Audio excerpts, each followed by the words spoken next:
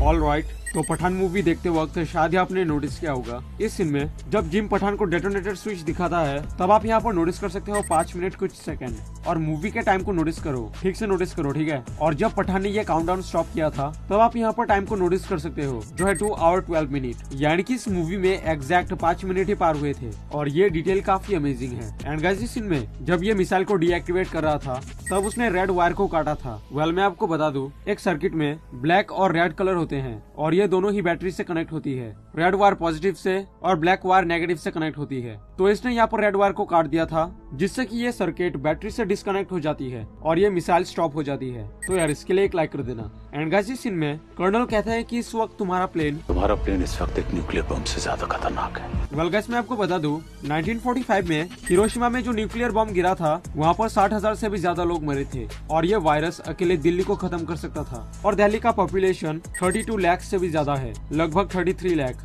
So that's why ये plane nuclear bomb से ज्यादा खतरनाक था। एंड गाइस, आप खुद ही सोचो, आप 300 पैसेंजर्स को बचाओगे या 33 लाख लोगों को। सो दैट्स व्हाई यहाँ पर कर्नल ने वही किया जो उसे करना चाहिए था। वेल, ऐसे एक नहीं और भी बहुत सारे हिडन डिटेल्स है, जैसे कि इस सीन में शायद ही आपने नोटिस किया होगा। एंड इस फाइट सीन में आप नोटिस कर सकते हो। एंड गाइस, इस सीन में गुड मॉर्निंग दोस्तों, तो यार कैसे हो। तो पठान का ईजी वर्जन रिलीज हो चुका था जिसके ऊपर आप सभी के बहुत सारे रिक्वेस्ट आए थे। तो फाइनली आप सभी के रिक्वेस्ट के ऊपर मैंने पठान के ईजी वर्जन को फ्रेम बाय फ्रेम देखा और मुझे 52 न्यू डिटेल्स मिले जिसके बारे में इस वीडियो में बताऊंगा। तो वीडियो का तो जहर होने वाली है, तो प्लीज वीडियो पूरा देखना। और हाँ, इस वीडियो को देखने के बाद पार्ट 1 और पार्ट 2 का डिटेल वीडियो जरूर से जाकर देखना। तो गाइस, बहुत हो गया बकबक। So hey guys, my name is Daba and welcome to my channel Daba the GVD. So guys, without wasting any more time, let's get bloody straight into it.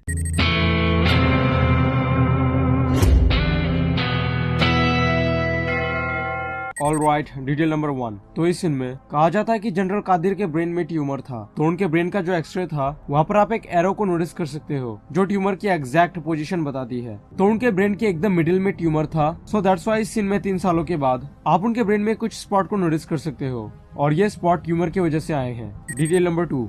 तो इस सीन में पठान 2 डंडे की मदद से फाइट करते हैं। वेल, ऐसा कुछ सीन हमने पहले भी एक था टाइगर में देखा था, जहाँ पर इस सीन में टाइगर 2 डंडे की मदद से फाइट करते हैं, क्योंकि सिद्धार्थ आनंद जो पठान के डायरेक्टर है वो पठान मूवी को डायरेक्ट करने से पहले स्पाई यूनिवर्स की जो प्रीवियस मूवी थी उन सबको देखा होगा। सो दैट्स व्हाई उन्होंने उस फाइटिंग पैटर्न को यहाँ पर ऐड किया। और इस चीज को मैंने पहले भी एक था टाइगर के डिटेल वीडियो में बताया था, आप जाकर देख सकते हो if you are interested. Detail number 3। तो इस सीन में एक कुल्हाड़ी आके इस दीवार पे लगती है। वेल, अगर आप इस सीन को ध्यान से नोटिस करोगे तो इसके हाथ में यहाँ पर एक कुल्हाड़ी होती है और इसी कुल्हाड़ी को उसने फेंका था। Detail number 4। तो ये डिटेल मेरा फेवरेट है और इसके लिए तुम्हें लाइक करना ही पड़ेगा। इस सीन में जब राफे ने पठान की तरफ गन पॉइंट किया था तब राफे का ध्यान थोड़ी देर के लिए भटक जाता है और आप नोटिस कर सकते हो कि पठान ने कैसे इस गन को अपनी तरफ से हटाया था, जिससे कि राफे अगर गलती से गोली चला दे तो वो गोली एसआरपी के ऊपर लगे ना। मानना पड़ेगा कि डायरेक्टर ने काफी अच्छा डिटेल ऐड किया है। Detail number 5। तो इस सीन में जब ऋषि कर्नल को न्यूज दिखा रहा होता है तब आप कर्नल के रिएक्शन को नोटिस कर सकते हो, क्योंकि ये सभी न्यूज उन्हें ऑलरेडी पता है। तुम्हें लगता है कि ये सब इन्फॉर्मेशन मुझे नहीं मिलती? सो दैट्स व्हाई यहाँ पर उनका ये रिएक्शन था। Detail number 6। तो गाइस, इस सीन में ये जो जगह था ये अफ्रीका था। सो दैट्स व्हाई आप यहाँ पर अफ्रीका के फ्लैग को नोटिस कर सकते हो। वेल, ये तो कुछ भी नहीं, इस सीन में पठान और रुबई स्पेन में होते हैं। सो दैट्स व्हाई आप यहाँ पर स्पेन के फ्लैग को नोटिस कर सकते हो। वेल, ऐसा फ्लैग हमने मनी हाइस्ट में भी नोटिस किया था, क्योंकि मनी हाइस्ट स्पेन की ही सीरीज थी।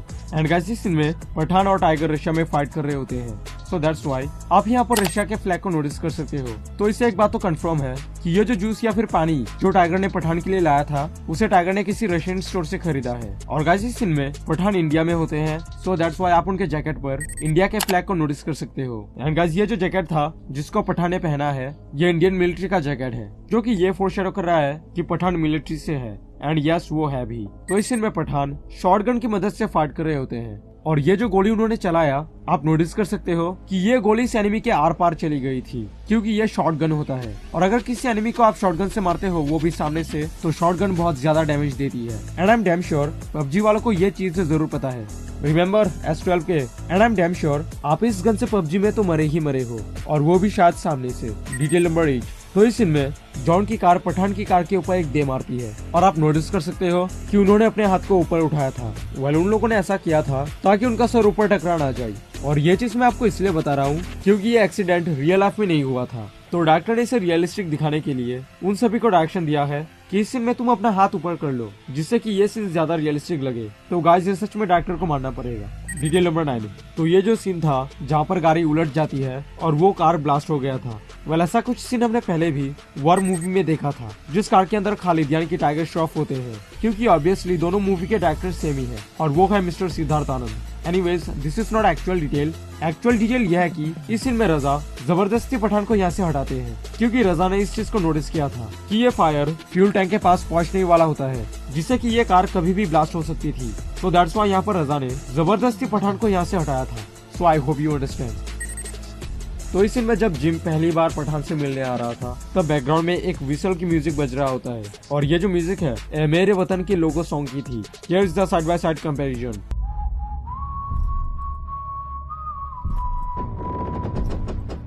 मेरे वतन के लोगों। एंड गाइस उस सॉन्ग में ये जो लिरिक्स था, जो शहीद हुए हैं उनकी जरा याद करो कुर्बानी, ऐसा कुछ था।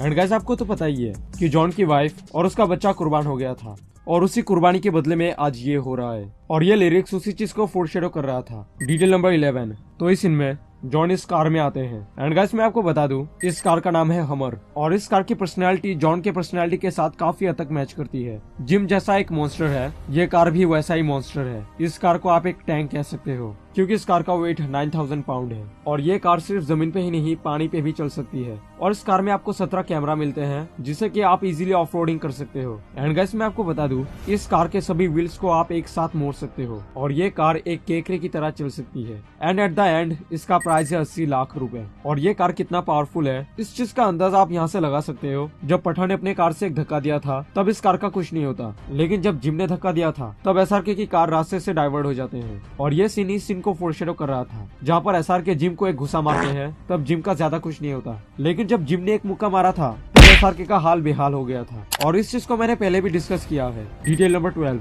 तो इस सीन में जब जिम और पठान फाइट कर रहे होते हैं तब आप जिम के इनक्रेडिबल स्ट्रेंथ को नोटिस कर सकते हो, और इससे देख के एसआरके खुद चौंक जाते हैं। Detail number 13। तो इस सीन में ये क्यूट सी लड़की कहती है कोई और होता तो इराक या सीरिया की फ्लाइट होती। उसने इराक या फिर सीरिया कहा था। वेल गाइस मैं आपको बता दूं टाइगर 2 में टाइगर इराक जाते हैं मिशन करने के लिए, और वॉर में कबीर सीरिया गए थे बशीर हासिब को पकड़ने के लिए, और ये इराक और सीरिया टाइगर 2 और वॉर का रेफरेंस था। तो यार इसके लिए एक लाइक कर देना। Detail number 16। तो इस सीन में पठान कहता है हमारे पास आईएसआई जितना बजट नहीं है। वेल टाइगर 1 मूवी का ये सीन याद करो। ये देख टाइगर, ये देख, ये देगी रोम को, ये देखना यार ये तो मेरी 2 महीने की तनख्वाह है। आईएसआई वाले एजेंट्स को ज्यादा पैसा देते थे शायद, तो यही रीजन था जिसकी वजह से पठान ने यहाँ पर कहा था कि हमारे पास आईएसआई जितना बजट नहीं है। Detail number 17। तो इस सीन में पठान की लग गई थी। तो गाइस क्या आपको पता है कि यहाँ पर पठान से क्या गलती हुई थी? वेल ये सीन याद करो। यहाँ पर मैम ने कहा था रक्त बीज जो भी है ना जिम के हाथ लगना चाहिए ना आईएसआई के। ना जिम के हाथ लग पाए ना आईएसआई के, लेकिन इस सीन में पठान ने इसको आईएसआई के हाथ में दे दिया था, और मैम ने कहा था कि आईएसआई के हाथ में नहीं लगना चाहिए। तो यहाँ पर पठान से मिस्टेक हो जाती है, जिसके वजह से उसके लग गए थे। Detail number 18। तो इस सीन में जब पठान रुबे को प्लान के बारे में बता रहे थे तब ये आइसक्रीम खत्म हो जाती है, और एसआरके का जो ये रिएक्शन है ये फेक नहीं था, ये रियल था। मतलब शूटिंग के दौरान सच में एसआरके की आइसक्रीम खत्म हो गई थी। एसआरके ने सोचा था कि फिर से इसका रीटेक करना पड़ेगा, लेकिन डायरेक्टर को ये सीन काफी प्रैक्टिकल और काफी ज्यादा रियलिस्टिक लगा था, दैट्स व्हाई उन्होंने इसे ऐसे ही रहने दिया। Detail number 19। तो इस सीन में जब दीपिका इसका हाथ यहाँ पर रखती है तब आप नोटिस कर सकते हो कि वो उस हाथ को दबा रही थी। वेल वो ऐसा कर रही थी ताकि उसके फिंगरप्रिंट्स क्लियरली इसके ऊपर आ जाए। Detail number 20। तो इस सीन में इस औरत को एक डाउट रहती है कि क्या इस रूम में कोई आया था। वेल अगर आप इस विंडो पे नोटिस करोगे तो ये विंडो ओपन होती है, और इस सीन में देखो यहाँ पर क्लोज्ड है, क्योंकि एसआरके यहाँ पर आ रहा था, आया नहीं था। बट इस औरत ने ये नोटिस नहीं किया। अगर नोटिस किया होता तो उसे पता होता, but you know women is women. Detail number 21। तो ये जो सीन था इस सीन में कैमरा एंगल को रोटेट किया जा रहा था। वेल ऐसा कुछ कैमरा इफेक्ट हमने पहले भी वॉर में देखा है। Anyways this is not actual detail. Actual detail यह है कि 2008 में एक मूवी आई थी जिसका नाम था द डार्क नाइट। वहाँ पर हमें ऐसा कैमरा रोटेटिंग इफेक्ट देखने को मिलता था, एंड आई थिंक डायरेक्टर ने वहाँ से इंस्पिरेशन लिया है।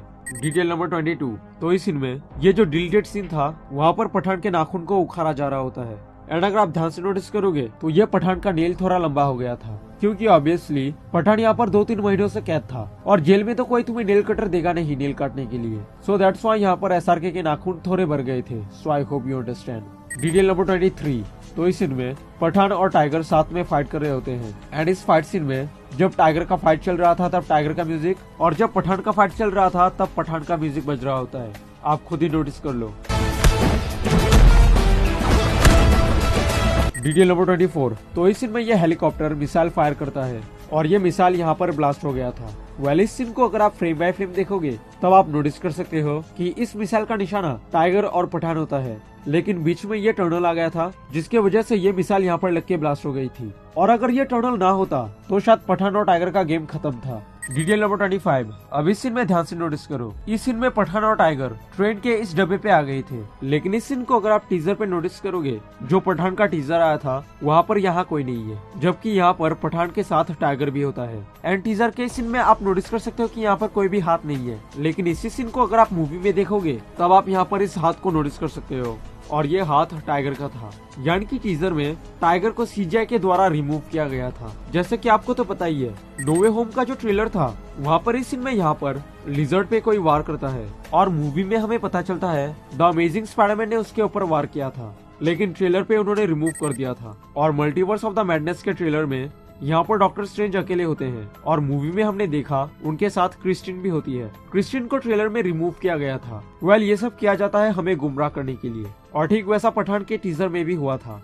So I hope you understand. Detail number 26। तो इस फाइट सीन में पठान इसकी तरफ गन पॉइंट करता है, लेकिन उसने गन चलाई नहीं थी, वो बस गन से उसे धक्का दे दिया था और ये गिर के मर जाता है, क्योंकि ऑब्वियसली जिसको तुम धक्का दे के मार सकते हो उसके ऊपर गोली क्यों वेस्ट करना। तो मानना पड़ेगा कि पठान ने यहाँ पर ब्रेन यूज किया था, वो ब्रेन का काफी सही इस्तेमाल करता है। इसलिए तो इस सीन में जिम कहता है कि सिर्फ पठान ये कर सकता है, and yes Pathan did it. बस उसका किस्मत थोड़ा खराब था, और मेरा किस्मत तो एनी टाइम खराब है। Detail number 27। तो इस सीन में पठान और टाइगर हेलीकॉप्टर के ऊपर फायर कर रहे होते हैं, और वो हेलीकॉप्टर यहाँ पर आके ब्लास्ट हो गई थी, और हमें ये नजारा देखने को मिलता है। अगर मैं आपको कहूँ कि ऐसा कुछ भी नहीं होता तो आप मानोगे? नहीं। तो गाइस मैं आपको बता दूं ऐसा कुछ भी नहीं होता। अगर इस सीन में उन दोनों की गोली खत्म ना होती तो, जी हाँ यहाँ पर उन दोनों की गोली खत्म हो गई थी, वरना वो दोनों गोली मार मार के इस हेलीकॉप्टर को हवा में ही ब्लास्ट कर देते। वेल इस सीन में आप एक बुलेट की लंबी चेन को नोटिस कर सकते हो, और वो चेन यहाँ पर नहीं होता क्योंकि गोली खत्म हो गई थी। तो सोचो अगर गोली खत्म ना होता तो ये एपिक सीन हमें देखने को ही नहीं मिलता। Detail number 28। तो इस सीन में टाइगर कहता है भाग पठान भाग। वेल गाइस ये कॉल बैक था करण अर्जुन मूवी के इस सीन का। Detail number 29। तो इस सीन में जब मैम पठान से मिलने आती है तब पठान ने इस गन के मैगजीन को खोल के अपने पॉकेट के अंदर घुसा दिया था। वेल उसने वैसा किया था ताकि मैम को पठान के ऊपर कोई भी डाउट ना रहे और मैम सेफ फील करे, क्योंकि यहाँ पर उन्होंने ये जो लाइन कहा, तो मेरी तरफ से 2 गोली दाग देना। इस लाइन के बाद कहीं पठान उनके अगेंस्ट में ना हो जाए, लेकिन पठान मैम की तरफ ही है, और ये विश्वास दिलाने पठान ने ये गन के मैगजीन को खोल के रखा था। Detail number 30। तो इसमें रुबाई कहती है कि जिम ने इस वायरस को म्यूटेट किया है, एंड यहाँ पर आप नोटिस कर सकते हो कि जिम ने इसको 5 लेवल तक म्यूटेट किया था, और ये जो 5th वेरिएंट है ये दिखने में काफी हद तक कोविड-19 की तरह है। कोविड-19 यानी कि कोरोना, एंड आई थिंक ये कोरोना का रेफरेंस था। तो इस में जब पठान ये फोटो देखता है तभी उसने कहा था कि पेरिस। उसने सिर्फ इमेज को देख के बोल दिया था पेरिस। दरअसल इस इमेज में यहाँ पर लिखा हुआ होता है सॉर्टी, और ये फ्रेंच लैंग्वेज में है। एनीवेज तो इसका मतलब है एग्जिट। तो पठान ने यही नोटिस किया था कि यहाँ पर फ्रेंच लैंग्वेज है, यानी कि ये जगह पेरिस है, क्योंकि पेरिस में यही लैंग्वेज चलती है। तो इस में पठान और रुबाई पेरिस में होते हैं, तो इसलिए मूवी के मेकर्स यहाँ पर इस आईफिल टावर को हाईलाइट करके दिखाया है ताकि हमें भी पता चले कि वो लोग एक्चुअली में पेरिस में शूट करने गए थे। Detail number 33। तो इस में SRK कहते हैं तुमसे तब भी गले नहीं मिलूंगा। आई नो SRK ने ये मजाक में बोला था, लेकिन उन्होंने क्यों कहा? क्योंकि ये जो थे जिनका ओरिजिनल नेम है दिगंतो हाजोरिका, वो SRK से कुछ ज्यादा ही लंबे थे, और किसी लंबे इंसान को हक करना काफी वियर्ड होता है। मैं लड़कों की बात कर रहा हूँ, लड़कियों की नहीं। सो दैट्स व्हाई SRK ने ये कहा। And I am sorry Diganta Hazarika sir, क्योंकि वो हमारे आसाम से ही है। पार्ट 1 का जो डिटेल वीडियो अपलोड किया था वहाँ पर मैंने उनको टकला बोल दिया था, क्योंकि वो हॉल रिकॉर्डिंग था, मैं ठीक से पहचान नहीं पाया था, और ये तो वैसे भी डिलीटेड सीन है। So I am extremely sorry dear Diganta sir.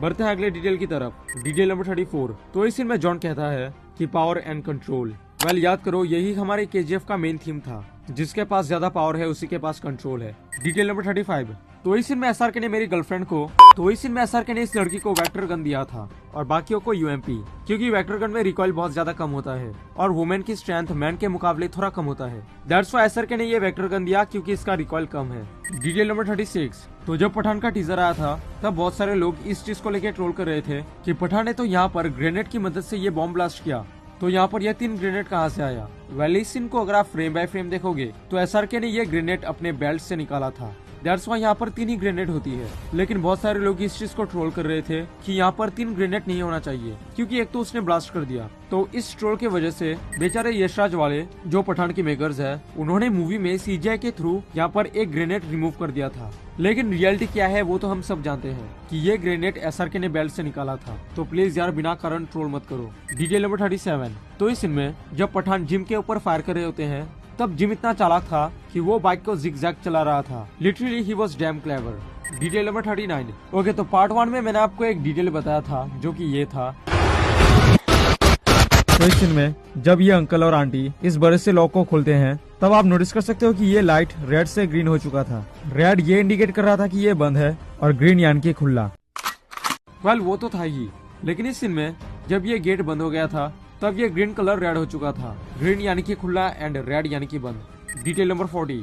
तो ये जो सीन था जहाँ पर जिम वीडियो कॉल पे बात कर रहा होता है तब आप यहाँ नोटिस कर सकते हो कि हमारे इंडिया के डिफेंस के सभी डिपार्टमेंट यहाँ है। ये रहा एयरफोर्स, ये नेवी, ये रॉ यानी कि रिसर्च एंड एनालिसिस विंग और ये आर्मी यानी कि मिलिट्री। तो अगर आपने इसको नोटिस नहीं किया था तो प्लीज यार लाइक कर देना। Detail number 41। तो इस सीन में जनरल कादिर का रिएक्शन देखो, क्योंकि रुबाई जो एक आईएसआई का एजेंट है वो रॉ के साथ काम कर रहा है, जिसे देख के जनरल कादिर का ये रिएक्शन होता है। Detail number 42। तो इस सीन में रुबाई इससे वेक्टर गन से मारती है। तो ये जो वेक्टर गन है ना, रुबाई ने उसे यहाँ से इस लड़की से छीना था। आप नोटिस कर सकते हो कि इसके पास ये गन होती है। वेल आपने डार्क नाइट तो देखा ही होगा, वहाँ पर इस सीन में जोकर उसे इस गन से मारता है। एंड गाइस ये जो गन है इस गन को उसने इससे छीना था जब वो इस बैंक को लूट रहा था मूवी के एकदम स्टार्टिंग में। तो जोकर ने सिर्फ बैंक ही नहीं लूटा था, ये गन भी उससे लूट लिया था। Detail number 43।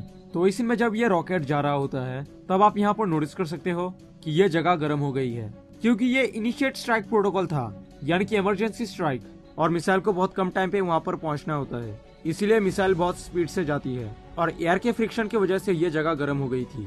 अपने 2 हाथ लो और चबा जाओ, मजाक कर रहा हूँ, और ऐसे ऐसे रब करो, आप नोटिस करना कि आपका हाथ गर्म हो जाएगा। And that's the power of friction. Detail number 44 जो मेरा पठान का मोस्ट फेवरेट डिटेल है और इसके लिए तुम्हें लाइक करना ही पड़ेगा। इस सीन में जब पठान जॉन की तरफ जा रहे होते हैं और ये जो सीन था अगर आप इसको फ्रेम बाय फ्रेम देखोगे तब आप नोटिस कर सकते हो कि एसआरके का हाथ कहाँ है। एसआरके का हाथ वही होता है जहाँ पर ये डेटोनेटर स्विच था, और इस चीज को आप नॉर्मल स्पीड में कभी नोटिस नहीं कर सकते। दैट्स व्हाई मैं मूवीज को फ्रेम बाय फ्रेम देखता हूँ। तो प्लीज यार नो चीटिंग, इसके लिए एक लाइक कर देना। एंड गाइस ये जो फाइट वाला सीन था यहाँ पर टाइगर इस मफलर की मदद से फाइट करते हैं। वेल ऐसा कुछ फाइट सीन हमने पहले भी टाइगर 2 में देखा था, यानी कि टाइगर यहाँ पर अपना ओल्ड टेक्निक यूज कर रहा होता है। एंड गाइस पठान का ये जो कपड़ा था वो यहाँ से फट गया था, और डिलीटेड सीन में हमें पता चलता है कि वो कपड़ा यहाँ पर फटा था। तो इससे एक बात तो कंफर्म है कि ये घटना इस घटने के 2-3 दिन बाद की है। अगर मैं डिलीटेड सीन ना देखता तो मुझे पता ही नहीं होता। That's why deleted scenes are important. And guys इस सीन में रुबाई पठान को गिरा देती है। वेल ऐसा कुछ सीन हमने पहले भी अमिताभ सर की डॉन मूवी में देखा था, और डॉन मूवी एसआरके की मोस्ट फेवरेट मूवी है, और एसआरके ने अपने माँ को कहा भी था कि मैं इस डॉन मूवी को करूंगा। एंड यस वो करते भी हैं, cause he is Shahrukh Khan. And guys इस सीन में दीपिका ने जो ये कहा, लावारिस से खुदा गवाह कैसे बन गए? वेल लावारिस और खुदा गवाह ये दोनों ही अमिताभ सर की मूवी थी। एंड गाइस एसआरके का आइडल और कोई नहीं अमिताभ सर है, जिसके बारे में एसआरके ने खुद कंफर्म किया था। एंड गाइस मेरा आइडल है Tony Stark AKA Iron Man. कुछ पूछा मैंने कुछ। एंड गाइस इस मूवी के एंडिंग में यहाँ पर आप कुछ धुएं को नोटिस कर सकते हो, और ये धुआं उस ट्रेन का होता है जो एक्सीडेंट हो गया था। और ये मैं आपको इसलिए बता रहा हूँ क्योंकि ये जो बैकग्राउंड था इसको CGI के द्वारा बनाया गया था। रियलिटी में तो पीछे ग्रीन स्क्रीन था। तो मानना पड़ेगा मूवी के मेकर्स को कि यहाँ पर उन्होंने काफी अच्छा डिटेल ऐड किया है। तो ये तो था 49, और स्टार्टिंग में मैंने 3 डिटेल बताया था, जिससे कि 52 डिटेल्स मेरे कंप्लीट होते हैं। तो इसके लिए प्लीज लाइक कर देना, बहुत मेहनत लगती है। सो या guys that's it for today, और आप हमारे बाकी वीडियोस को भी चेकआउट कर सकते हो। मैं मिलता हूँ नेक्स्ट वीडियो में। Till then good bye, stay tuned, tata मेरी जान, जय हिंद।